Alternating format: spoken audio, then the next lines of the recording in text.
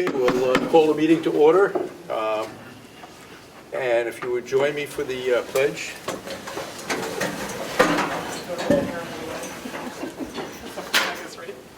I pledge allegiance to the flag of the United States of America and to the republic for which it stands, one nation, under God, indivisible, with liberty and justice for all.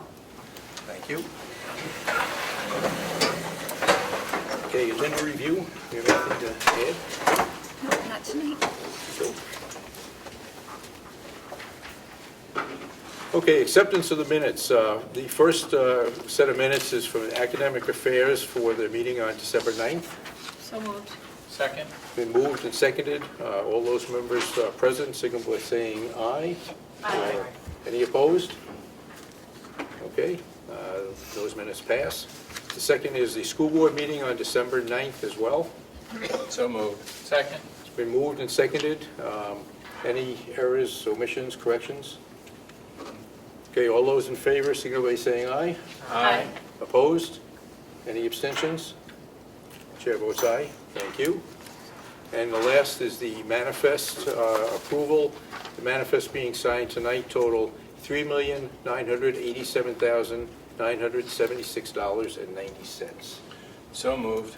Second. It's been moved and seconded to approve the manifests for tonight in the total of $3,987,976.90. All those in favor, signify by saying aye. Aye. Opposed? Any abstentions? Chair votes aye. Thank you. Okay, public input. Before I go first, I may be late to the party. I'm a card-carrying substitute teacher. Okay. Hold your applause until the end. Okay. I've been doing this for 2 winters. I'm retired, and I needed some structure to my week, so I jumped into the fire. And I just wanted to know if there's been any conversation in putting the budget together for a reconsideration of the daily pay for substitute teachers. I've done some studying online as far as national averages and so forth, and we are certainly, I'd say, behind the curve on the daily rate of $75 a day. And that's basically why I'm here, just to find out what the position is of the board and how long $75 a day has been the amount, and is there any light at the end of the tunnel? One last point. I substitute currently at the high school, middle school, and Crescent Lake School because I live in the Orchard subdivision, which is about 3 minutes away, and I can get to school real fast on any given day when I'm needed.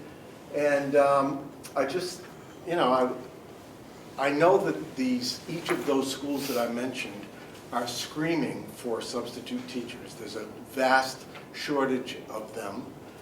And I take the job seriously. I'm not speaking for my fellow substitute teachers, but I've been approached by innumerable seniors who have been here for 4 years, and without exception they say, Mr. Anktel, my name is Jim Anktel, by the way, you're the best sub we've had in my 4 years here, because I engage with the students, I teach the lesson plan, I manage the classes. I'm a former teacher. That wasn't my career. My career was in financial services, but I'm just worried that the shortage might be a direct result of the nominal pay that we receive. That's the end of my speech. If you can enlighten me, that would be great. Well, thank you. We have had discussions in the past about it. Okay. And I don't think we haven't decided to change it yet, but it's certainly open for discussion.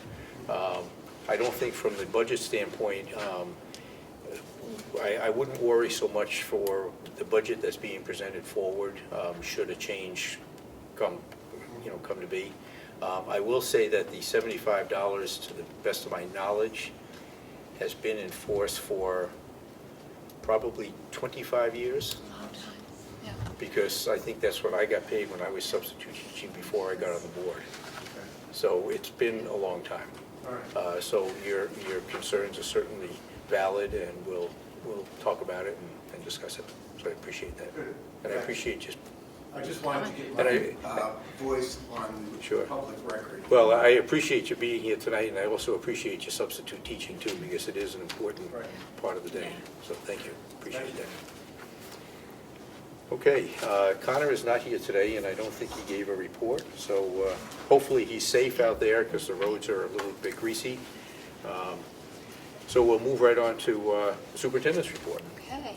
Well, tonight, to start out the superintendent's report, we have Curriculum Director Katie Hills with us. As all of you on the board will remember, there have been some changes made to the math program, and it was Krista that reminded me that we are at the half-year point, and we talked about doing an update on how things were going. So Katie is here for 2 reasons, but that's the first one, so let's start with that.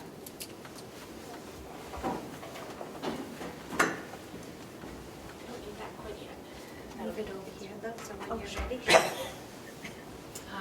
Thank you, welcome.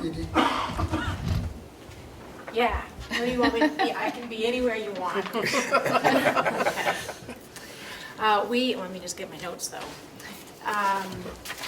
So yes, we are halfway through the year with our math implementation. And it has been many years in the making. This year, our focus is on grade 8 and continued support for our grade 7 teachers as they shift in their approach to teaching and as they make sure that they are aligned to the standards that the Common Core, that our state standards dictate. So in April, I will come back and talk about math scores, specifically as it relates to last year's state test. But we have seen increases in grade 6 and grade 7. So quantitatively, we are seeing increases, which is good. We've also had very good feedback from those teachers who have really bought in and invested in the shift, in the implementation. They are seeing students who are more engaged. They are having fewer behavior problems, and they are seeing students who are really pushing beyond those lower levels of depth of knowledge. So it's been very positive. We have also continued to support our K through 6, we're in 7-8 now, but K through 6 teachers. We hosted a make and take day this summer, one for each grade level, so that they could come and create DARE problems, create sorts, and actually go back with things in hand to use in their classrooms. We implemented the common mid and end of module assessments this year for grades K through 8.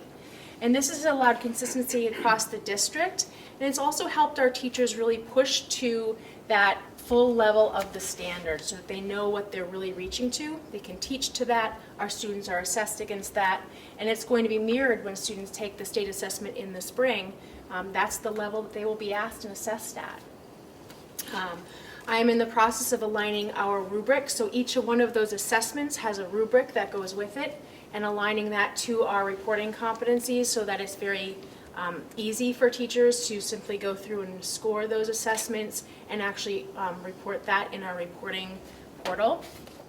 And we are working to create sorts, which is an activity. It's a sense-making activity that it's student-centered, so making sorts for all grade levels and all modules. So in that realm, it's been going very well. Our math coach, Carolyn, continues to work with our district, and she's doing that in 3 capacities this year. Her coaching time is dedicated to 7 and 8, grades 7 and 8. She's continuing to support grade 7, and then she has added grade 8 this year as that group has rolled up to that grade level. So 1 to 2 Mondays a month, she is in that building, the middle school. She's in their classrooms. She is doing model lessons. She is coaching the teachers as they do a lesson. And then she's also doing days with those grade 7 and grade 8 teachers where she is actually doing PD. They come together as a grade 7 team or as a grade 8 team, and they talk about what's coming up, what are some of the obstacles they're facing. If they have questions about the math itself or how it's being presented, they address that. So there's some PD built in for the teachers in addition to the coaching. The second capacity is that she is doing some grade level PD with our kindergarten and our first grade teachers. So 4 times a year for each grade level, she is coming together with all kindergarten teachers at Governor Wentworth in Middleton, or all first grade teachers at Governor Wentworth in Middleton, and they are looking at lessons. They're looking at math concepts to kind of flesh out questions or concerns they might have. They're talking about math pacing, they're talking about rigor, they're talking about activities. Grade 1 actually had one of their days today, and it's, I sit in the background and listen, but it's just inspiring to hear them talk through challenges that they're having, to feed from each other and to get ideas about how to push past challenges, and teachers leave energized, and they usually leave with lessons in hand for how do I make this math engaging and hands-on for my student. And then the third way that she's working with our district is actually off-site. She is hosting a cohort. It's a Lakes Region cohort, so it includes Governor Wentworth and several other Lakes Region districts. And then 4 times throughout the year, kindergarten teachers who have signed up, or first grade or second grade, all the way up through grade 8, come together with other grade level teachers from around the region, and they talk about the math. They sort of do what we do in the K and the 1 and the 7 and the 8, but they're doing it with a much wider audience.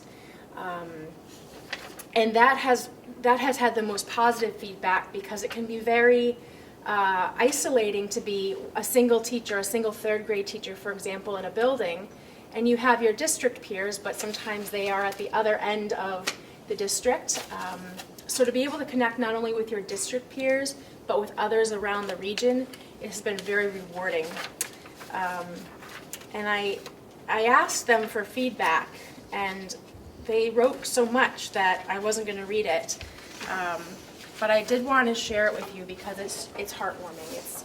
It's inspiring to hear teachers that math can be a struggle. It can be a foreign language, and teaching it in a different way can be scary. But to hear what these teachers have said about the cohort and about working with Carolyn is very positive. So you can read through that on your own, but I did want to point out on the back there's a picture at the bottom, and I get looped in on all of the emails that go around the teachers in the cohort. So I'm getting emails from the third grade teachers at Guilford and at Moultonborough and at Winnisquam. But the third grade cohort, so teachers from all around the Lakes region in third grade, they created this activity in December where, I don't know if you're familiar with those, we always used to call them Christmas chains, but I'm sure they're holiday chains now. But you took red and green paper and you made links, and then you could tear one off as you got closer and closer to the holiday. They did the opposite. They put word problems, so really like application-based, like thinking more than just computation. They put word problems on different holiday-colored pieces of paper, and they created these chains. And so what you see, and then they shared pictures. So I grabbed one of the pictures from one of the buildings in our district, and we had kids, they're stretched across the cafeteria. You had other ones where it was wrapped around the entire perimeter of the classroom, up and down the hallways. So it was so exciting to see the pictures of the word problems that students were solving, and to hear how many, they were counting the links as they went along. And they actually, one of the last emails was, let's extend this into January. Why do we have to stop at the holiday break? So it's very encouraging to see how students are engaging with math, how the teachers are engaging the students. So it's been very positive, and I'm looking forward to seeing more as it continues. But if you have any questions, please don't hesitate to ask about math. Great. Thank you. Thank you, Katie. Excellent. I won't go too far. Okay, so now Katie has a part 2. I do.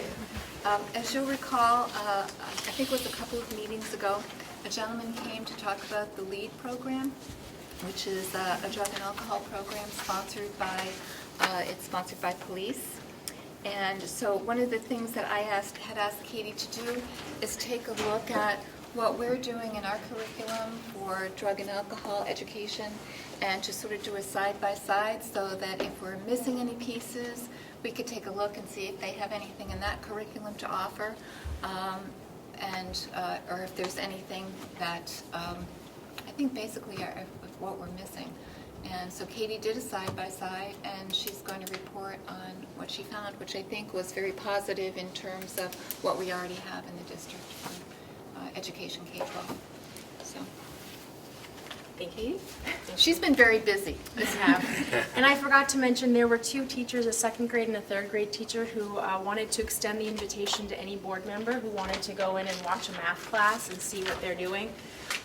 They're happy to have you. So if you really are interested, just let me know.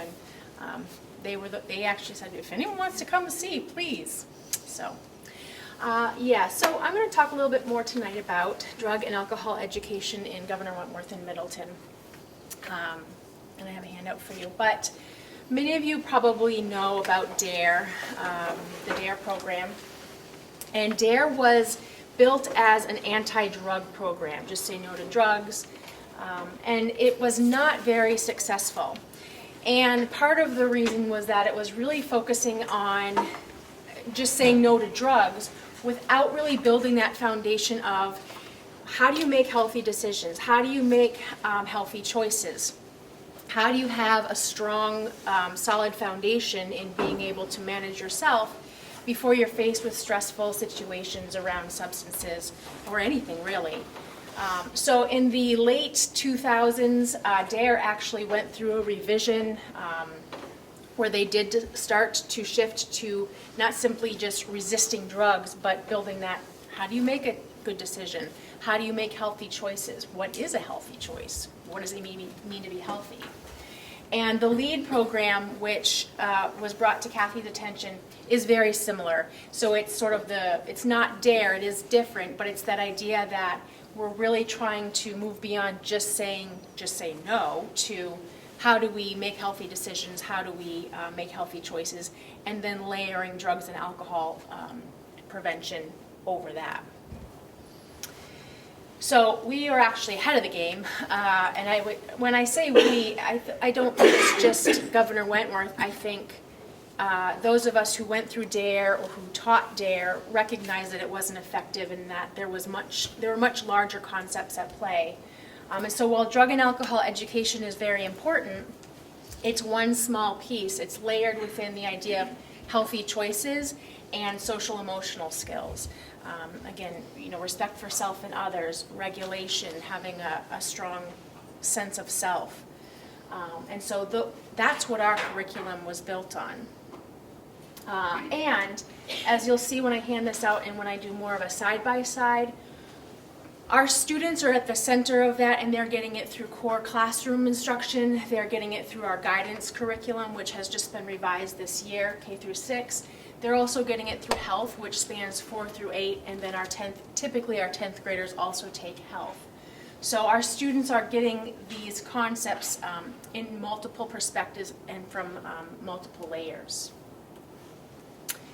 So the LEAD curriculum is divided into 3 different grade bands, and each one has a couple of different prongs. So elementary, which is K through 5, has Too Good for Drugs, Too Good for Violence, and then Celebrating Healthy Choices, which there really isn't a curricular part to the Celebrating Healthy Choices, it's just celebrating healthy choices. The middle school is Too Good for Drugs, and then their violence component is called Social Perspectives.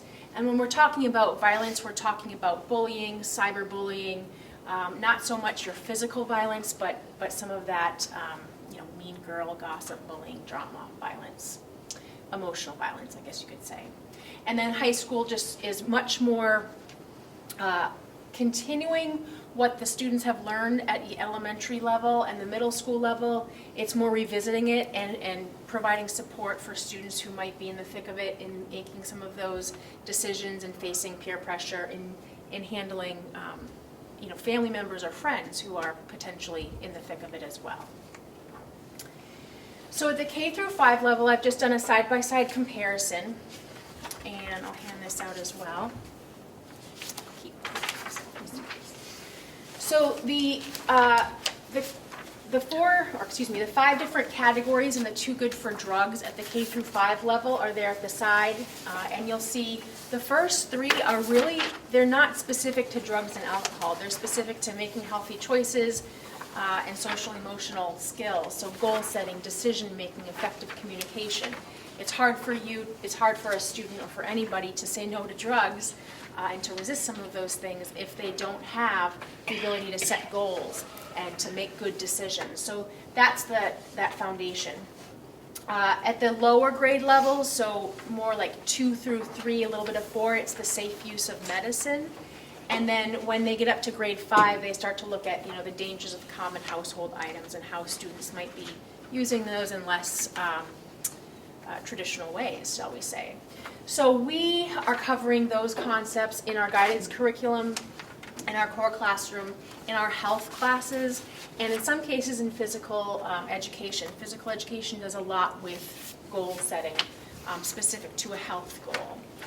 And so you can see the side-by-side there, but each of these is being covered in various spots throughout the course of a year and throughout the course of a student's time in elementary school. At the 6 through 8 level, you'll see it's very similar. Those top 3, again, your social-emotional, your communication pieces, those are common in 6 through 8 as well. And then they shift to identifying and managing emotions, bonding and relationships, and there'll be a couple on the next slide that are more specific to specific drugs and alcohol. But again, you can see that in our guidance curriculum, in our health curriculum, and in our core curriculum, as well as our FACS, which is Family and Consumer Science. Our teachers are talking about these things and hoping or helping students to learn strategies and use strategies. The two good for drugs at the 6 through 8 level also talk specifically about alcohol, marijuana, tobacco, prescription drugs, and over-the-counter medications. And these are areas that we have already been targeting in our health curriculum. And when you get at the middle school level, guidance also addresses these things, but not in a whole class environment. Students have learned about that in a whole class environment in health, not only in the upper elementary and middle school. So at the guidance component is much more one-on-one. If you have a student or a couple of different students who are dealing with specific issues, they'll be worked with individually. The two good for violence and the social perspectives, they're called two different things, whether you're talking about elementary or middle school, but they actually have the same exact the same exact topics: anger management, media literacy, conflict resolution, pro-social bonding, and bullying. And these again are covered in various aspects or in various environments at the elementary and middle school level. Again, health class is going to cover a lot. A lot of this is coming up in the classroom. A lot of these are just sort of your social, emotional, as kids are working on projects together, and they're coming, there's conflict about, she did this or he did that. A lot of it's happening in those natural settings where there's a real situation, and teachers, whether it's a classroom teacher, a guidance counselor, a health teacher, are helping students to work through it in that time and space. Very natural. And then finally at the high school, you have, they combine it, too good for drugs and violence. And again, you have some of those same topics: goal setting, decision making, and effective communication. Those are embedded a lot in our core communication. You're going to see it in ELA as they're doing different projects or writing or speaking for different purposes. You'll see it again in health. Anger management, conflict resolution, and then they add healthy dating dynamics. I don't know why they don't put this in middle school, because I do think they date in middle school, but we're definitely, our health teachers are talking about it, our guidance teachers are talking about it much before high school. And then again, you'll see the drug component in LEAD. It's not brand new. Kids have gotten it before, so it's really more here revisiting it. And then the media literacy again. So we are doing all of these things through the core, through health, through guidance, in some cases through fax or PE. And what I've handed out are, and it's not an exhaustive list, but it's a little bit more specific than this. So it's two-sided, and I've just pulled out some of the I can statements, some of the curriculum objectives, if you will, for each of the strands in those curricula. And you can see how they, again, it's not exhaustive, but what are some of the specific things about tobacco or about addiction that we're teaching in our health classes or in our guidance curriculum. So really it's, you're not going to sit but it's not going to work well. We're not about sitting kindergartners down and talking to them about alcohol and tobacco. It's just not developmentally appropriate for those kids. It's really about at that level building the social emotional skills and continuing to build that foundation throughout the K through 12 span.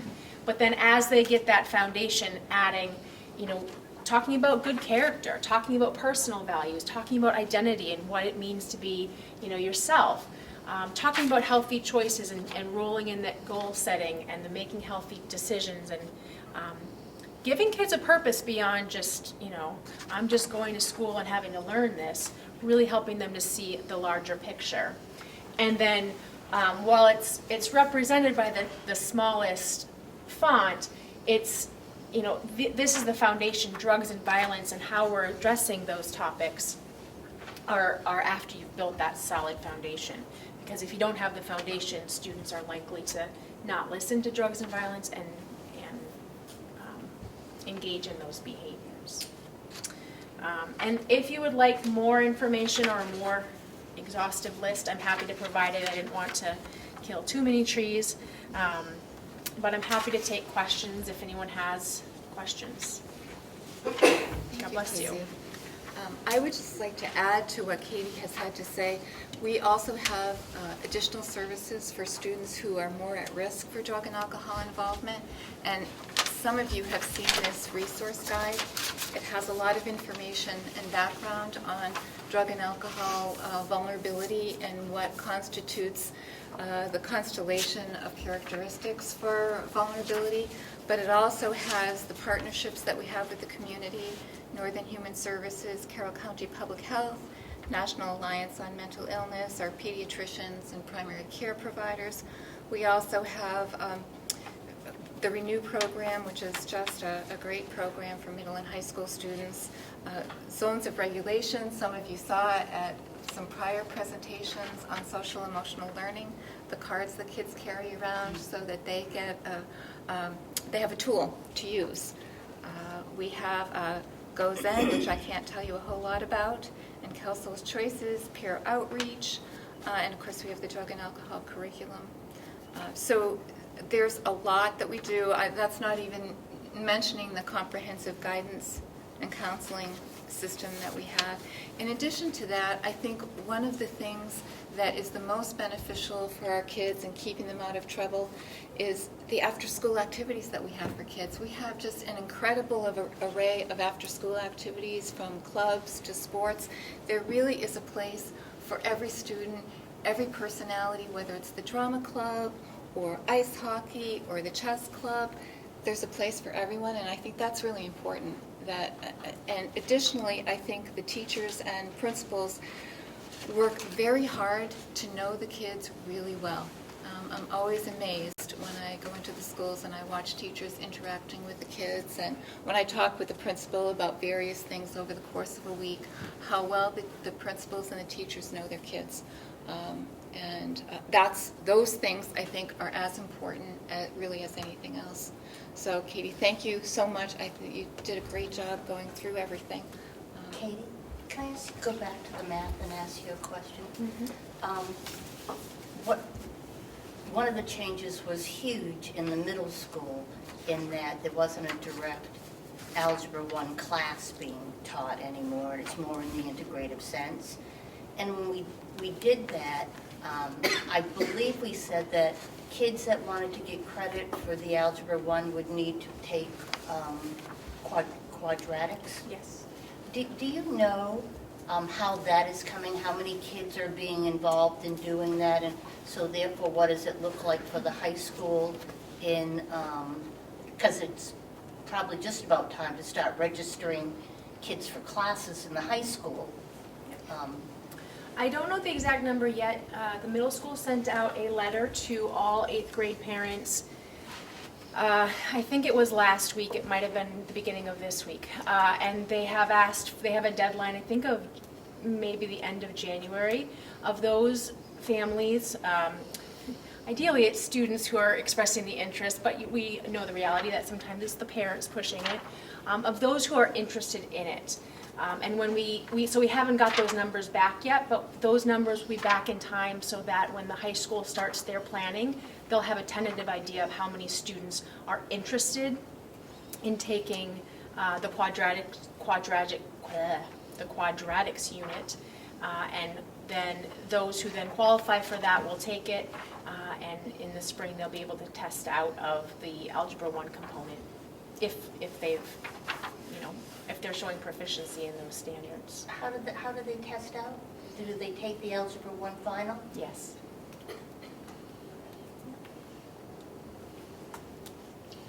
Thank you, Katie. You're welcome. Any other questions? I think it was great that you put that together. I know for myself, I've had some people question, what is the school district doing? And I went through the DARE program in school, so it was like, I don't know.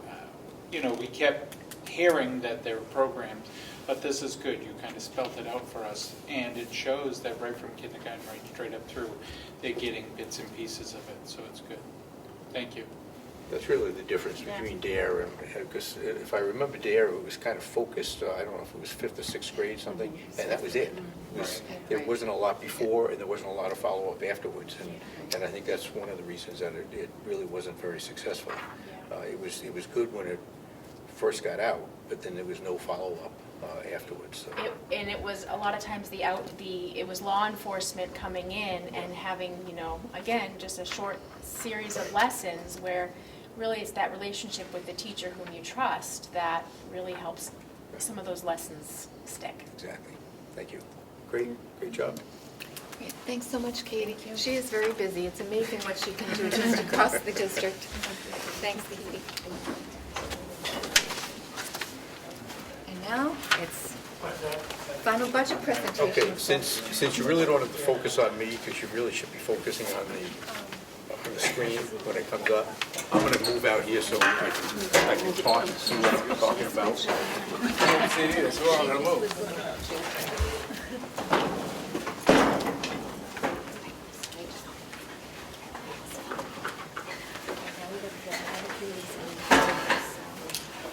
Questions come at the end.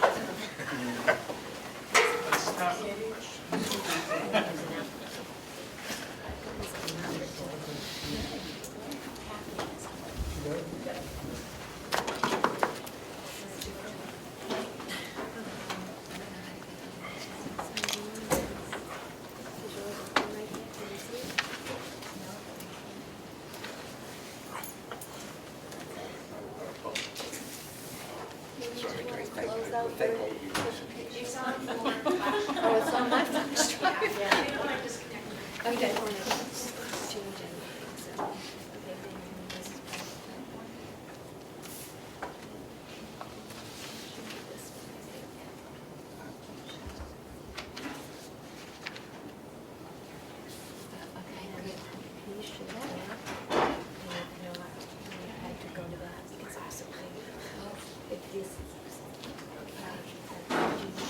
It's fine, because it's You ready? yeah, not the right color, but. Well, that's okay. As long as the tapes can pick it up, okay. I think we're okay. All right. Well, good evening. Thank you for coming out tonight for the school board meeting and the budget adoption hearing. At the December board meeting, we discussed the proposed budget as we do each year. The proposed budget presentation and the budget adoption hearing, along with 3 public work sessions we hold in November, provide voters with several opportunities to become familiar with the budget before deliberative session in February.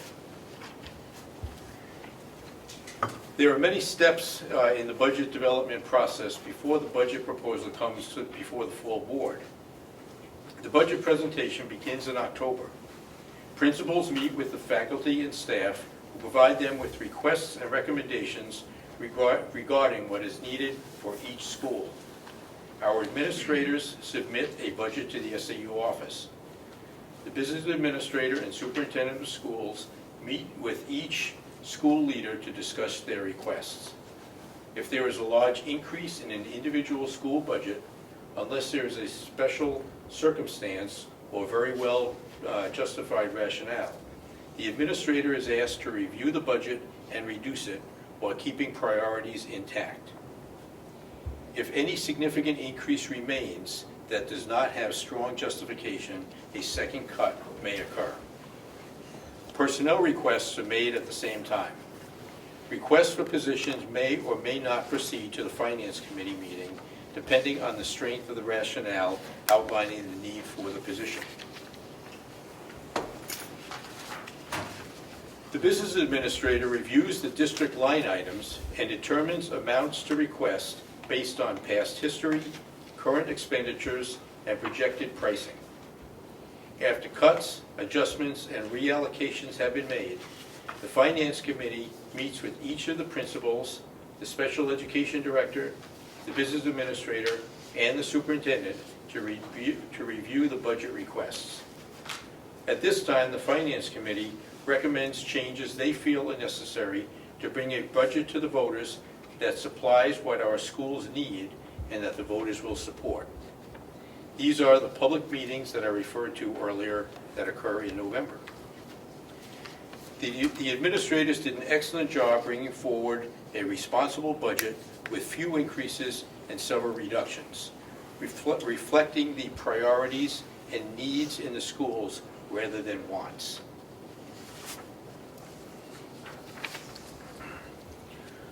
What you are seeing here is a summary of the broad budget categories.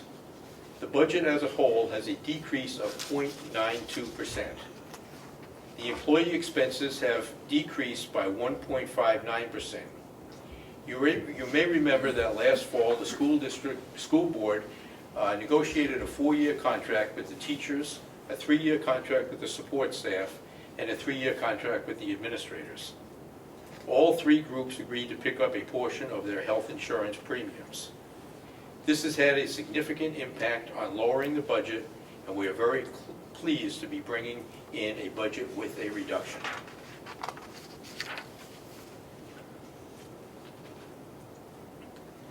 Our enrollment continues to have a slight overall upward trend. In school year 2017-18, our total population was 2,395. In 2018-2019, it was 2,426, and this year it is 2,441. The increase at the high school is substantial at 64 students. In combination with the Lakes Region Technology Center and Lakeside Academy, the increase is 86 students. The total increase over last year for the entire district is 15 students. The population at the elementary level has decreased, and we may start to see an overall dip in the next few years. However, it is very difficult to predict, as our elementary numbers at each grade level are quite variable from year to year, and the trend could rebound quickly.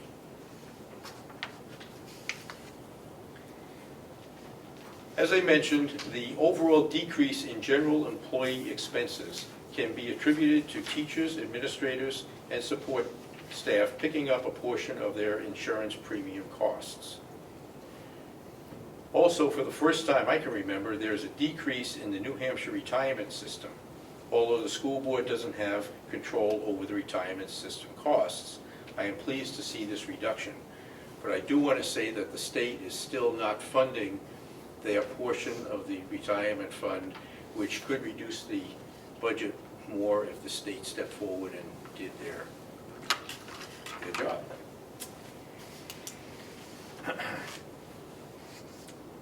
Workers' compensation is also down. Tuition for professional development was reduced based on what was spent in prior years and was negotiated as part of last year's collective bargaining agreement. Not all of the personnel requests made it into the proposed budget. 3 positions are being brought forward. The first is an art teaching position at the high school. This position has been requested for 4 years running. The art department has continued to grow. There are students who are waiting to take art classes but cannot because there are not enough options in the schedule. There are also students ready to take a 3rd level of art, but there is no class for them to take. A student support center position at the middle school is included in this proposal. Students come to our schools with a lot going on in their lives, and this sometimes impacts their ability to control their behavior. Rather than leaving poor behavior inadequately addressed or suspending students from school, the school would like to have someone available to work with these students to help them control their behavior so they can be successful in school. Technology has expanded to every part of our school district operations. From our electronic security systems and our nearly 200 surveillance cameras, 23 servers, firewalls, and the list goes on, without even mentioning the number of computers, laptops, smart boards, and document cameras throughout the school, for the staff and the students. A technology assistant is a much-needed position to keep everything up and running throughout the district.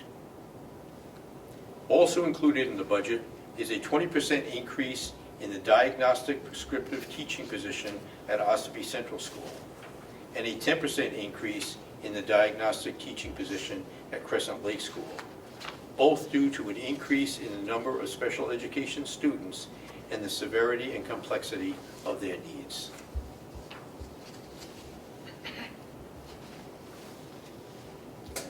As we continue with the general fund budget, there are several decreases throughout. Those that are the most significant are in the IT and transportation departments. As the IT department continues to upgrade some of our technical infrastructure, laying dark fiber, for example, we are beginning to see the fruits of this labor in a reduction in the cost of some of our technical services. There is a significant decrease in transportation contracted services because the district is anticipating the purchase of a special education van through grant funds that will allow us to do more of our own special education transportation rather than contracting it out, which will be less expensive for us. There are a few areas with notable increases.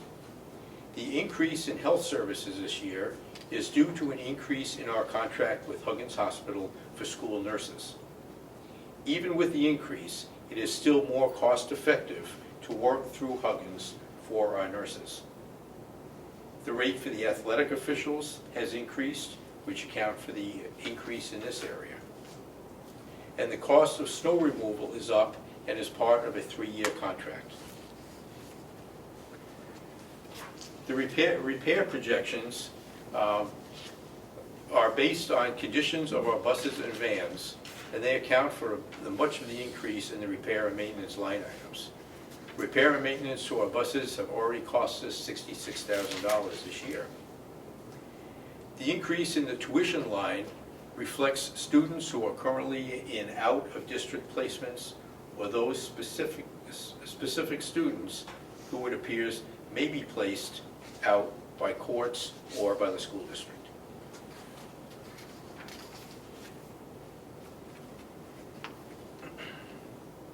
In the second part of the general fund budget, there are reductions throughout. The largest reduction is in new equipment. Last year at this time, technology purchases were made a priority in the budget. As a result, there are fewer needs, resulting in a substantial reduction.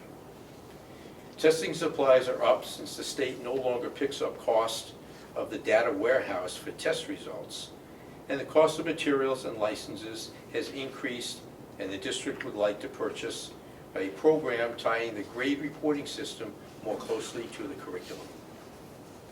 The computer medium software increase is the actual price increases in items that are needed in the transportation department, including the GPS system on the buses and the TransFinder, the program used to build bus routes, as well as the software licenses that are required annually.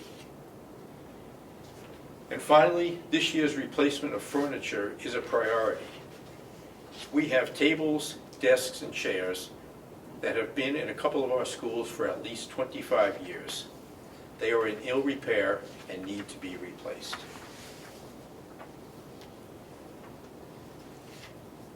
In the past few years, we've retired our debt for Ossipee, Effingham, and New Durham bonds. As our principal on the bond for the Kingswood complex decreases, the building aid decreases, adding 0.14 to our debt service line item. Now that's the general budget. The other warrant articles that we'll be discussing at the deliberative session, the first one is the capital reserve warrant article. Each year we present a capital improvement warrant article in order to protect our assets and provide a safe and healthy environment for our students. The Building and Maintenance Committee has put together a list of repairs and improvements to protect our buildings and our students. The list is very long and starts with our most critical priority, roof replacements.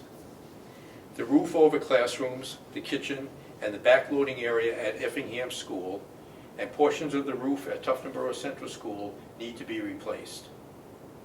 A few examples of other projects include bathroom floor replacement at Carpenter School, bathroom floor replacements at Crescent Lake School, outside door replacement, upgrading security at the main entrance at a few of the schools, and repairing concrete and tar sidewalks at several schools. The cost of the projects that are on deck is $272,380. Obviously, we are not going to be able to do all of that, and we'll defer the less urgent projects till next year. This article is a $200,000 warrant article that we've had for quite a few years. There will be additional of our warrant articles for the energy solar array at Effingham School. The solar array will generate enough energy to provide power to Effingham School.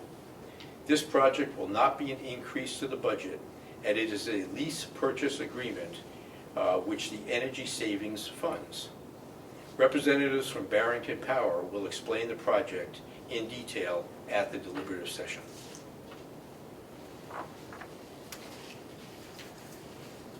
For several years now, we have presented a turf field capital reserve warrant article. The capital reserve was established to avoid the district getting hit with the full expense of replacing the turf field all at once. Because it is a predictable expense, setting aside a certain amount of money each year is a better way to deal with this cost by managing it over time. The life expectancy of a turf field is approximately 12 years at a cost of between $700,000 and $750,000 to replace. The reserve was established in 2013, and we currently have $457,000 in the fund. 2 years from now, the field will be 12 years old. This past year, we have a couple of turf field experts come out to look at the field to determine its condition. Because the turf has been so well cared for, we were told that with continued care and maintenance, we would likely get 2, possibly 3 more years beyond the useful life of the turf field. If we are able to extend the life of the field, our year to replace will be 2024. If voters continue to support this article, we will have the amount needed for the replacement in the capital reserve fund, and no additional money will be needed to be raised.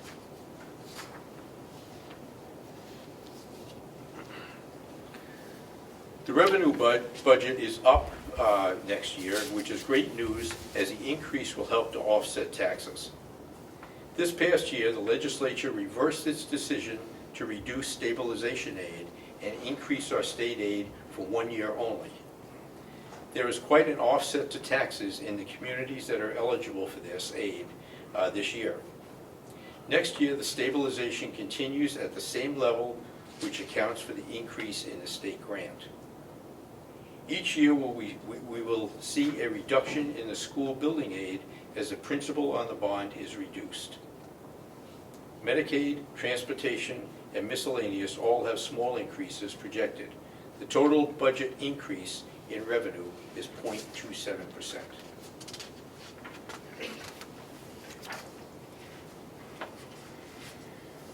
This slide is an important one to voters since it shows the projected impact on the budget on the tax rate in each town. Brookfield's increase is 86 cents. Effingham's increase is 7 cents. New Durham's increase is 3 cents. Ossipe's increase is 35 cents. Tuftonboro has a projected decrease of 28 cents. And Wolfboro has a projected decrease of 8 cents. And again, because of our cooperative formula, a lot of that has to do with student population.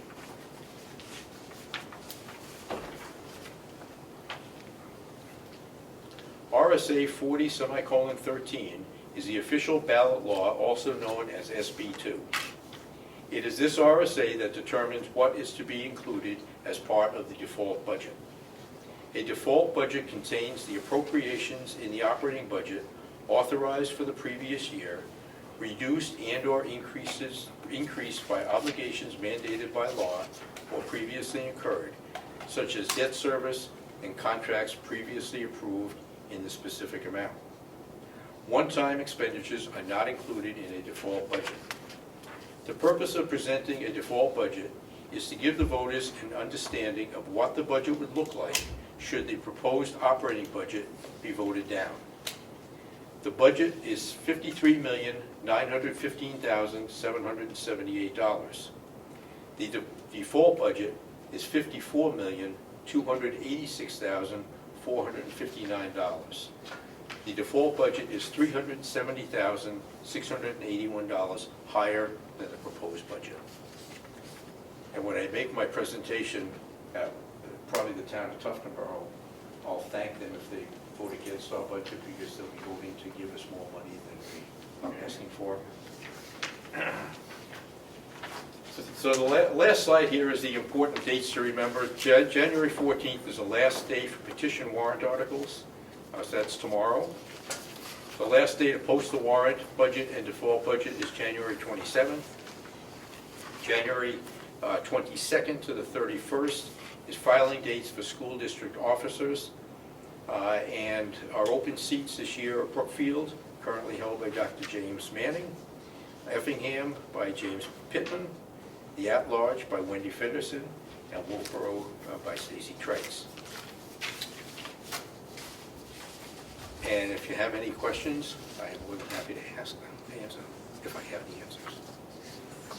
Yes, sir. For people listening via video, this is all online, so Correct. can you tell people how to access this? Sure. If you just go to the Governor Wentworth site, and what is the actual site? It's just gwrsd.org? SAU49.org. SAU49.org? If you just Google SAU49 Yeah. or Governor Wentworth Regional School District, Yeah, you'll get- if you Google any Governor Wentworth Regional School District or SAU49, it'll come right up, and there'll be a tab right on the website to get to the budget.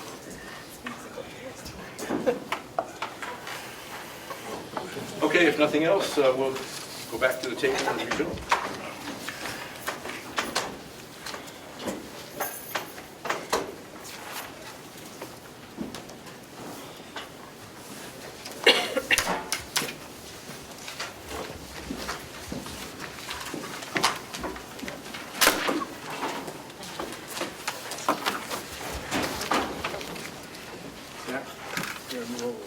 Oh, so I do. All good. I'll take my pen back. Or you can have it. No, I got one. Thank you. Okay.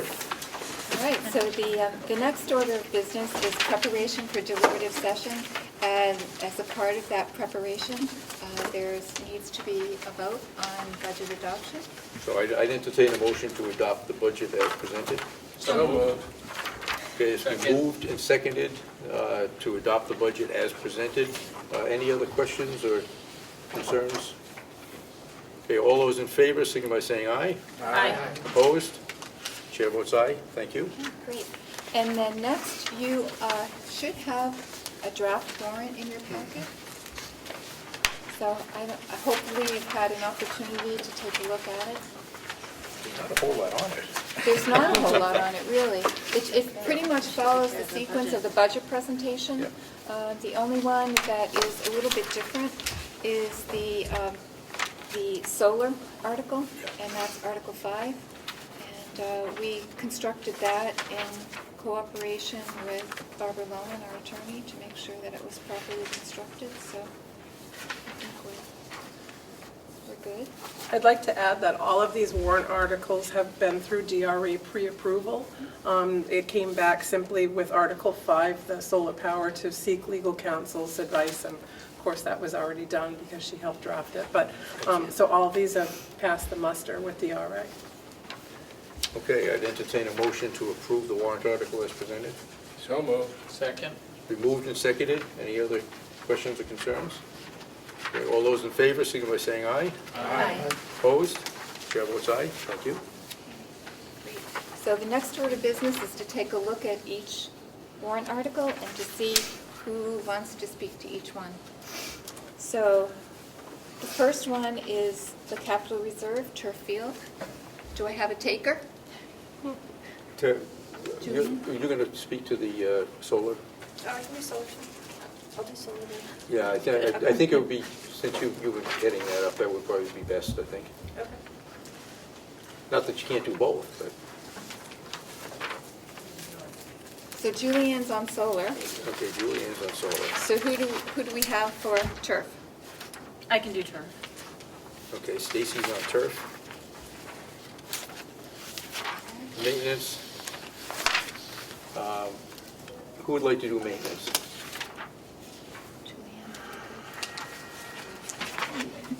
Julian. Julian, you want to do that one too? Yep. All right. Julian on that one. Who'd like to do the budget? Nominate. I know exactly where. All right, all right, I'll do the budget. Okay, Great. All Thank right. you all. sounds good. And next is snow date. I talked with our moderator, Randy, and we have thought it made sense if we need a snow date to have that be the Monday of the board meeting. We need to do it within 72 hours. Okay. So that's within the proper time frame, and there's already a meeting established. Okay, so that would be Monday the 3rd, Third, then, would be yeah. the snow date, okay. Okay. Great. Okay, excellent. All right, so this next agenda item we've been talking about for a few months now, and I'll just sort of recap what I've done to try to get a sense of where the towns are at. As you know, from the last time I reported on this, I spoke with Effingham about our dilemma regarding the fact that our students at the very end of the school year, we're ending school so late because we're closing schools for voting, that our students are not coming to school those last few days of school because there are things happening, especially camps. We lose a lot of kids to camps because those camps start when we're still in school. And I imagine that we probably lose a few to family vacations as well. So this year, it's a particular problem because the state primary starts right after Labor Day, and we wouldn't be starting school until September 9th, which of course really pushed the envelope in terms of what are we going to do about our school calendar. So at the first discussion, you had suggested that I call the two towns that have voting in the schools, which I did, and got a very positive response from Effingham. Effingham has decided to hold their elections on School Street, and I think they're all set. I spent some time talking with Scott Kinman about what the options were for New Durham, and that's a little bit more problematic. Scott, in the past, has asked the pastor of the church, because that seems like a logical place, if the church would provide a place for them. And the pastor really has feelings about keeping voting and church separate. So that's not an option for them, which leaves the fire station. And actually, the fire station would work for local elections in terms of the guidelines. There's enough space, and it is doable. The federal election is a little bit different because the federal election requires more space. And of course, during the federal election, especially a presidential election, they get a lot more volume. So the more volume is a little bit more difficult for them to manage.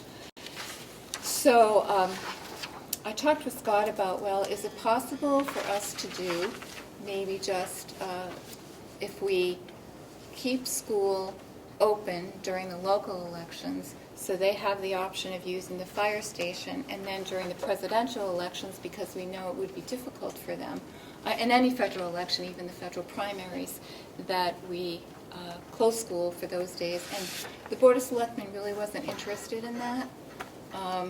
Although I did have some subsequent conversations with Cecile Chase, so I could elaborate a little bit on what the dilemma is, and this is really about trying to do the best thing for the students, which is really the priority of the school board. And I know that priority is not necessarily the same for the town, of course.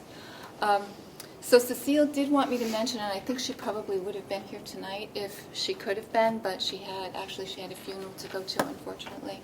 So she did want me to mention that a facility study is happening right now in the town of New Durham, and she does anticipate that at some point in the future there will be an expansion project to their town hall, which would be great, but that doesn't solve the problem now, of course.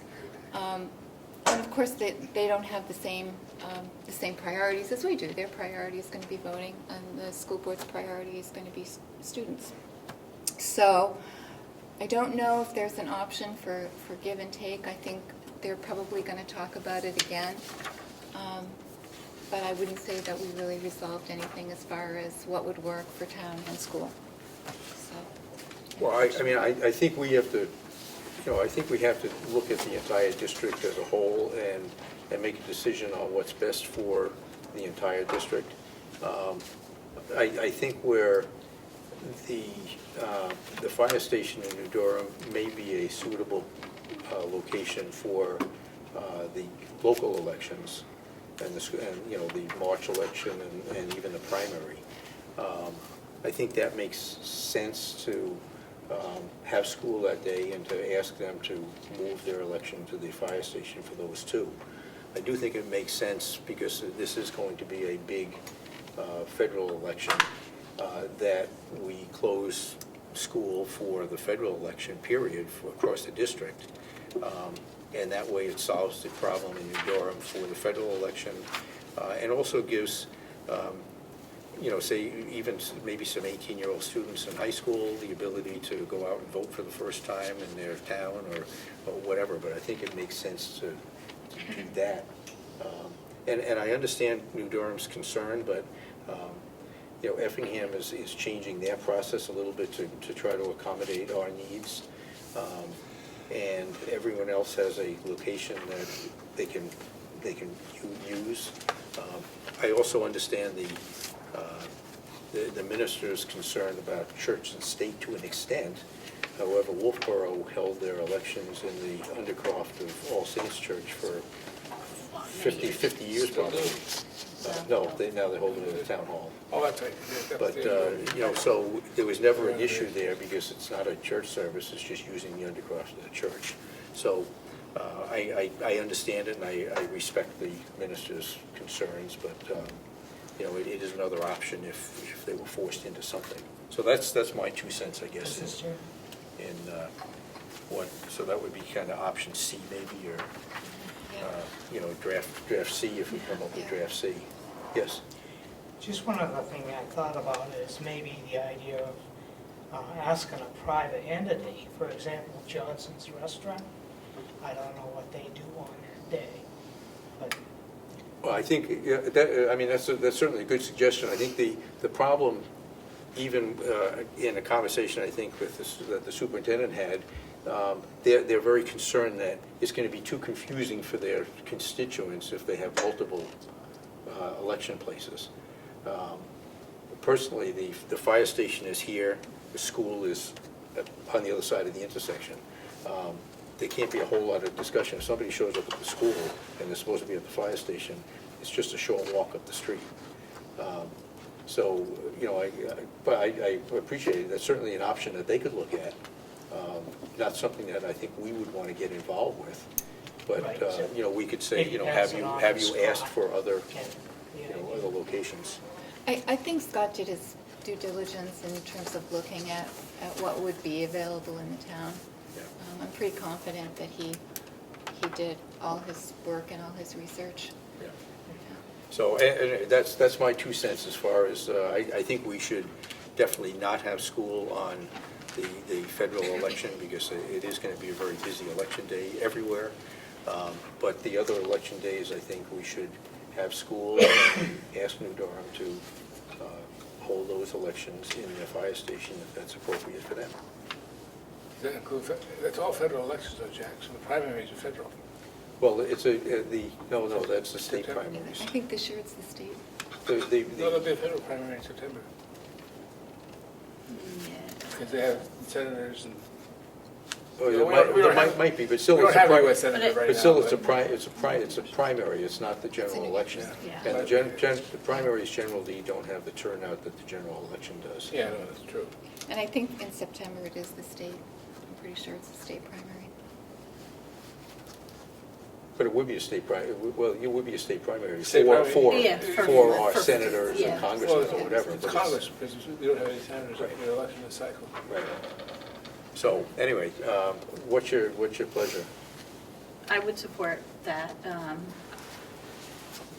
This would be In option C. C, I guess, as far I mean, as, the federal election, I mean, clearly there's the potential for the turnout to be larger than they can handle, and I appreciate that, but if they have a place, even though it might not be, to their liking or their first choice, I think that's a compromise in meeting the needs of our students. And if the buildings were a couple miles apart, or different ends of town, but where they are just a few doors apart, I don't think anyone's gonna show up at the school and necessarily go home because they didn't know where to go to vote.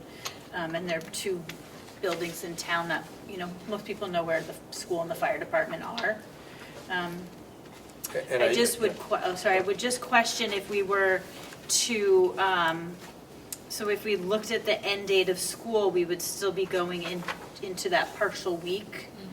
Yeah. And do you see any, trying to meet the needs of the business owners Right. and the, who came to us a few years ago and said, please look at the calendar so you can get students out so we can run businesses, to parents who are going to who have spent money to send their kids to camp, because we know summer starts early and ends early. Is there any workaround, can you think of any workaround well, to make it wouldn't- not, I mean, Wouldn't with this still. wouldn't this be sort of option A-1, and out on the 18th, because we're just adding one day as opposed to the other election days? Yeah, I think we'd end up on the 21st. At the Like a half absolute, day. at the absolute latest. Yeah. Because right now, the 18th would be the fall over day. Right. But the other day would be the 21st. So why don't I look at it and see what I can Yeah. come up with? Okay, Okay. so we'll have, go ahead. I was going to ask, what is the cost to the district if we do give New Durham the school to hold their voting in? Just New Durham, so New Durham school closes. So New Durham has a different schedule? Well, they have one day less. Well, you're talking, part of it has to do with the union contracts, obviously. You have certain days that you're paying union contracts on. They have to cover that day one way or the other. They can't be teaching a less day unless we add more hours, and then you're getting into different negotiations. I'm not following what you're saying. The teachers are all under the same contracts. Yeah. So all the elementary teachers are teaching the same number of days. So what do you do with the teachers at New Durham? Well, Because they'll be like teaching we've one done less in day? the past, they would put in one more day at the end of the year Yeah, that was the other alternative to, or do we ask them to do a Saturday so they don't have to do something at the end of the year? Or, again, that way you keep the entire district open except for that one school for that election. I mean, That I'm would be- not suggesting that is at all a first choice for us to do. Right. But I really liked when you were talking about doing the federal. Yeah. And everybody be close, because I think it's important for the district and the school to lead by example. Mhm. So closing down on those days, I think, is excellent. I also, though, think that it's important for us, if we know that New Durham is looking at, in the future, expanding, so they could take those things on, we can think of any ways to cover New Durham, I think we should. And I know that's been our stumbling block, and it's not that we don't want to, it's just. And the hard part with that is that they do have a facility that can handle the smaller elections. They can't handle it in their fire station. In fact, Molten Borough just decided last week that they're doing basically the same thing. They're closing on the federal election day, the Molten Borough Academy, because they can't handle the volume in their police station and the fire station where they normally hold their elections.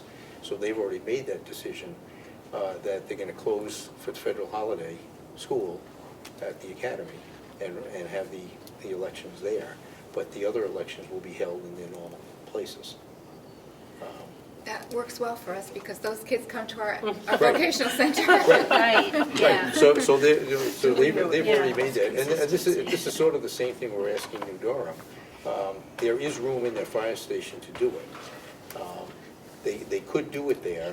It might be a little different for them, but it wouldn't inconvenience the entire district for us to close every day that's an election day. And I think it makes it awkward to try to have them on a separate schedule, because now you're talking about 2 days. You're talking about the local elections, and you're talking about the primaries.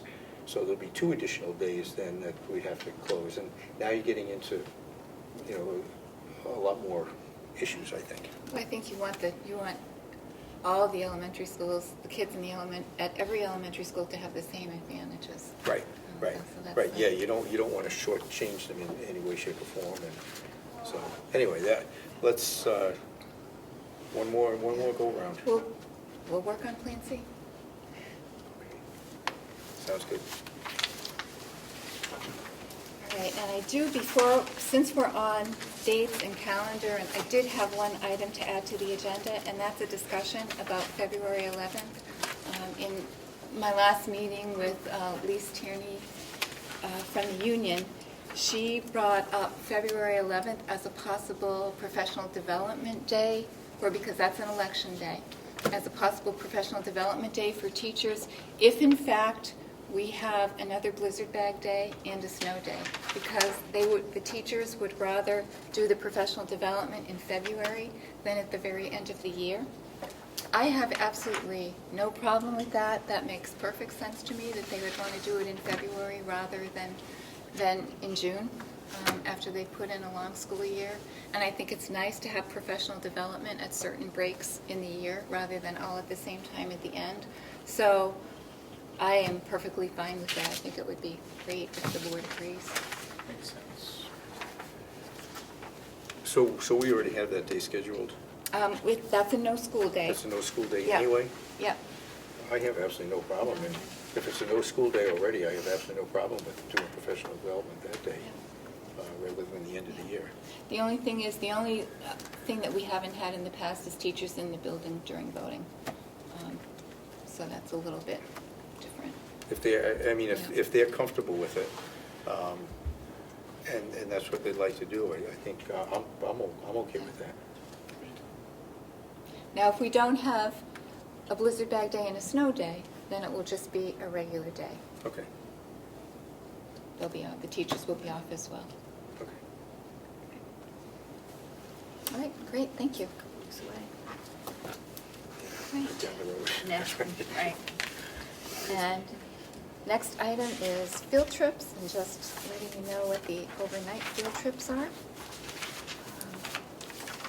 We have a Future Farmers of America leadership workshop at Camp Brookwoods, and that's with 8 students and 2 chaperones, Bob Gagne and one of the, a female who is the leader of the FFA chapter in the state. So it should be fun. It's a trip that the kids do every year, and it's always a great trip for them. So, the next one is the Youth in Government in Concord, and that is Friday, April 3rd, and their return date is Saturday, April 4th, and they're going to actually be sharing a bus with Kennett High School. And there are 3 chaperones for that. There will be 14 students and 3 chaperones, Mike Abraham, Ken Joy, and Katie Meserve. So that should be another good one. And then we have, this is a really nice trip for the kids. It's the HOSA group, the Health Science Technology, and it's at the Mount Washington Hotel in April. And it will be chaperoned by Cheryl Kravitsky, Rose Rumery, and Scott Powers. And there are about 34 students going, and there are 2 additional chaperones who I'm not familiar with, but Cheryl and Bruce are familiar with them. Crystal and Carrie, complicated last names, so I won't even try to say them. So that's a very nice trip for the kids. So those are those field trips. And then just a couple of quick things. I just wanted to let the school board know that we had a grant audit by the Department of Education for Governor Wentworth, and the audit was to go through to make sure we're using our grant funds properly, we have all the proper documentation, because whenever you have a grant, there are just reams of paperwork that you have to do, and you have to make sure everything is in good order. And I want to thank Kathy and Heather and Linda Perro and Kathleen Gilbert and Sandy Livy especially, because Sandy has done an awful lot of work. She's our grant person as far as the I4C system. Everything was in top shape, so I was happy to see that. And we have Middleton next month. Excellent. And then just last thing, I received a note from Len Martin's daughter, just for staff and friends. Thank you so much for thinking of my family and offering support of the passing of my father. I believe he would have been humbled by the words spoken at his service and the many friends and colleagues who attended. We miss him every day and feel his absence profoundly. He was a sweet and gentle man who was quick with a smile or a kind word, and that is just so true. Thank you again for your thoughtfulness. Best wishes, Carrie. Very nice. And then, School Board Association. School Board Association on Saturday the 25th. Saturday the 25th is the delegate assembly, which I will attend on behalf of the board and as a board member of the School Board Association anyway. And Wendy, I think, was going to go, but we didn't sign her up, so I'll be the voting member anyway. So that's coming right up, and we'll be discussing the resolutions that were being put forward that we had copies of a couple of weeks at our last meeting. That's all I have for that. Notes from the school board, expressions of sympathy to Jack Robertson on the passing of his brother, to Bert and Carolyn Ramsey on the passing of his father, and Patty Edson on the passing of her father. And congratulations wishes for Bob Burns on the birth of his son. So that was great. And I'd like to also thank the SAU staff and everybody for their wishes on my mother's passing as well. So thank you very much for that. Okay. And I have a note that I was given. This was, Dear Governor Wentworth Regional School Board, thank you so much for taking the time to hear our presentation regarding a later start time for grades 7 through 12. If any of you would like to follow up with a discussion with the class, we would love it. Please email me, Mrs. Kelleher, if interested. Thank you again, Mrs. Kelleher's psychology class. So, psychology club. So, and certainly, you know, I may take them up on that and just listen to the discussion. It's a lot more, much more complicated process than just saying, okay, we're gonna start you know, 45 minutes later or something, but, you know, I may take them up and sit in and listen to the class discussion. We'll see what happens. Okay, let's see, we have academic affairs. Who's gonna handle that today? Academic affairs. Okay. We met before the meeting. The first thing that we really talked about was the policy that is JJIBB, which is the athletic teams that we've been working on for quite some time. It was originally brought up in discussion because there were questions about equality or equability in services, and that was primarily, I believe, the hockey team. And through the studies that have been done, all those issues have been resolved, and that is no longer an issue. The second part of that, and if I do this wrong, someone please speak up, is the new policy would be called the interscholastic athletic policy, and that goes along more with how other schools are naming it. The major thing that is going to be proposed, or is being proposed, is that under the new athletic teams, the number 6 is the financial impact of the district has. And right now, at year 6, the district picks up 20%, year 7 it's 40, year 8 it's 60, year 9 it's 80, year 10 it's 90. And the proposal from the committee is that the year 6 goes to 40%, year 7 is 60%, year 8 is 80%, year 9 is 90%, and year 10 it then becomes 100%. Now, Kathy had done some looking at the cost impact of that, and stated that she did think that that was doable, that it wouldn't be an overall significant impact to the budget. In doing so, we would also put in here that it wouldn't go into effect until July of 2020, July 1st of 2020. Will there be a full read-through of this at our next? Okay. So I think that was the biggest part of that. The second thing, we were delighted by the federal government coming up with a new drug-free employment policy, and that is, obviously, if it's federal, it's required.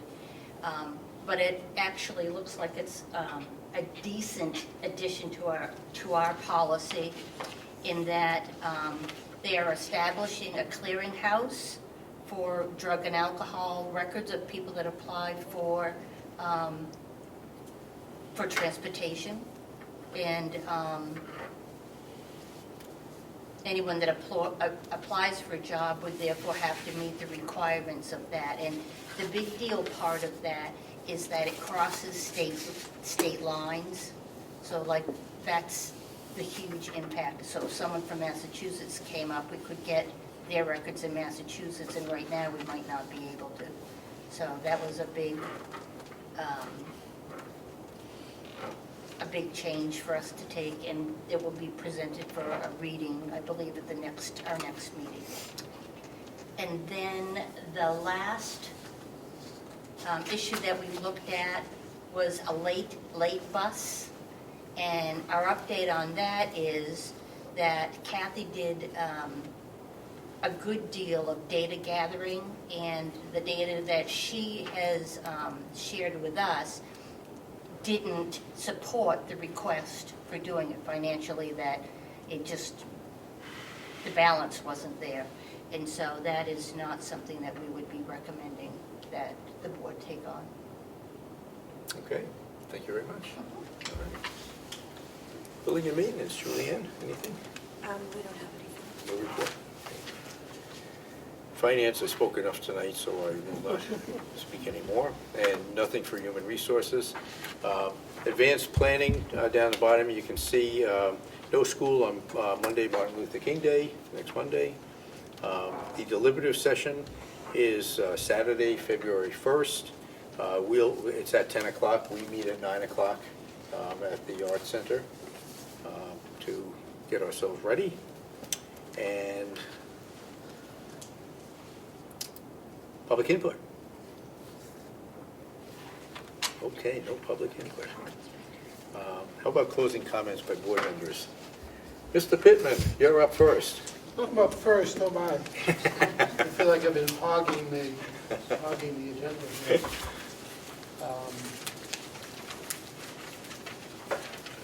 Of course, I'm a novice in the group, so I'm still mostly doing input.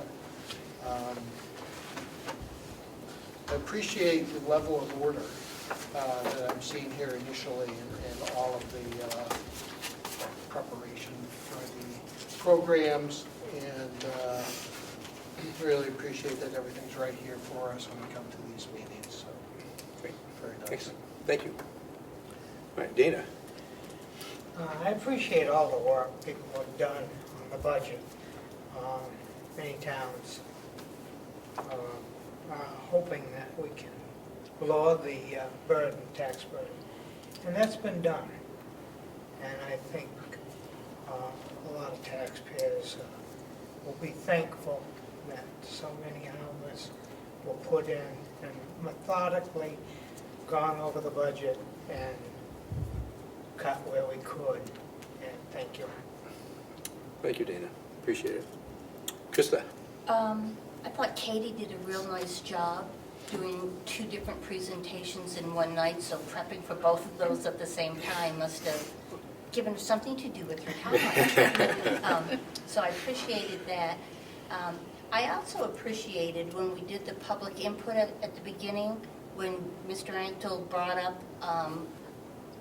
suggesting that we look at how much we pay our subs, because I think that is important, and it hasn't been done for years. And one of us needs to make the note that when we enter the budget process next year, that we give that some consideration, because it really is difficult to get subs to come in when, if they had to pay someone to watch their kids, they wouldn't break even. So I think it's important. Okay. Tim. I'll just say ditto. Okay. Julianne. I will say Happy New Year to everyone, right? And ditto to everything they said. Dr. Jim. Ditto. All right. Real quick today. I had shared with Kathy and Jack that I won't be running for re-election when my term expires this March, so a hard decision, but just have to allocate my time.